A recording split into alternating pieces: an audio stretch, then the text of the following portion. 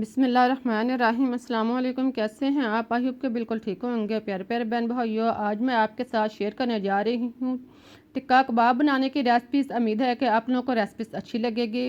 अब हम चलते हैं और मिलकर शुरू करते हैं अपनी आज की रेसिपीज़। इसके लिए आप 1 पाव चिकन लें। इसमें आप 2 से 3 चम्मच दही, आधा चम्मच नमक और आधा चम्मच सुरख मिर्च पीसी हुई डालने के बाद अब आप इसमें अदरक डालकर इसको अच्छी तरह बॉयल कर लें और फिर आप इसे ठंडा होने पर छोटे छोटे टुकड़ों में काट लें। देखें, इस तरह आप इसके छोटे छोटे पीस काट लें। इसके बाद आप 2 से 3 अदद दरमियाने साइज़ के आलू लें। इसे उबाल कर इसका छिलका उतार लें और क्रश करके इसके अंदर शामिल करें। आलू डालने के बाद अब आप इसमें 1 अदद छोटे साइज़ का प्याज, इसको बारीक काट लें या आप इसके घी में नरम कर लें, फिर शामिल करें। साथ में 2 से 3 अदद हरी मिर्च शामिल करें। हरी मिर्च डालने से ना सिर्फ जायके में इजाफा होगा बल्कि ये विटामिन से भी भरपूर होती है। इसके बाद आप सुरख मिर्च पीसी हुई आधा चम्मच डाल लें और साथ में हल्दी पीसी हुई 1/4 चम्मच शामिल कर लें। अब आप इसमें ज़ीरा आधा चम्मच शामिल करें और साथ में खुश्क धनिया पाउडर आधा चम्मच डाल लें। 1 चम्मच टिक्का मसाला भी इसके अंदर शामिल कर लें और फिर आप इसमें नमक टेस्ट के मुताबिक या 1 चम्मच शामिल कर लें।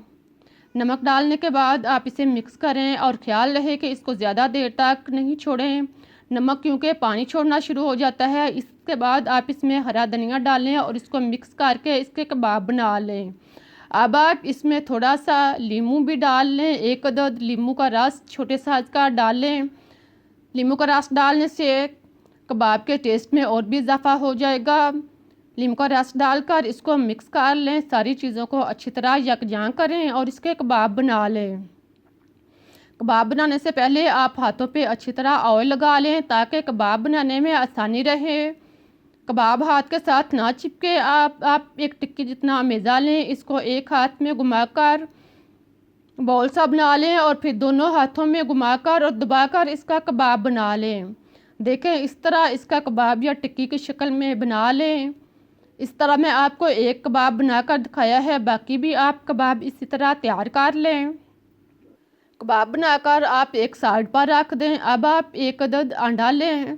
इसमें चुटकी भर नमक और चुटकी भर सुरख मिर्च दानेदार शामिल करें और इसको अच्छी तरह फेंटें और इसे मिक्स कर लें। अंडे को फेंट लें और चीज़ें इसमें अच्छी तरह मिक्स कर लें। 1 अदद कबाब लें, इसको अंडे में अच्छी तरह रोल करें। इसके दोनों साइड पर अंडा लगाने के बाद अब आप इसे फ्राई करना शुरू करें। फ्राई करने के लिए आप चूल्हे पर पैन या कोई बर्तन रखें, इसमें घी डालकर इसको अच्छी तरह गर्म कर लें और फिर आप इसमें एक एक करके कबाब डालते जाएं। बर्तन के रिक्वायर के मुताबिक इसमें कबाब डालें और इसे फ्राई करें। 2 से 3 मिनट तक एक साइड से इसे फ्राई करें। नालबर आंच पर इसको अच्छी तरह फ्राई करें, साथ में इनको हरकत दें। अगर कोई कबाब जुड़ा है तो आप इसको अलग कर लें और फिर इसकी साइड चेंज कर दें। जब एक साइड से ब्राउन हो जाए तो इसकी साइड चेंज करें और दूसरी साइड से भी इसको ब्राउन करें। दोनों साइड से आप इसको अच्छी तरह ब्राउन करें और फिर आप इसको निकाल लें। निकालते हुए ख्याल रहे कि इसका ऑयल जो है वो अच्छी तरह रिमूव कर लें। कबाब निकाल कर टिश्यू पेपर पर या किसी जालीदार बर्तन पे रखें ताकि इसका ऑयल जो है वो अच्छी तरह जज़ब हो जाए। इसी तरह आप सारे कबाब बना लें। देखें, बहुत ही मज़ेदार और टेस्टी कबाब तैयार हो चुके हैं। आप इनको दावत पर, मेहमानों के लिए, अपनी फैमिली के लिए बना सकते हैं। बहुत ही टेस्टी रेसिपीज़ है, इसको एंजॉय करें। मुझे इजाज़त दें, फिर मिलते हैं एक नई रेसिपीज़ के साथ। तब तक के लिए अल्लाह हाफिज़।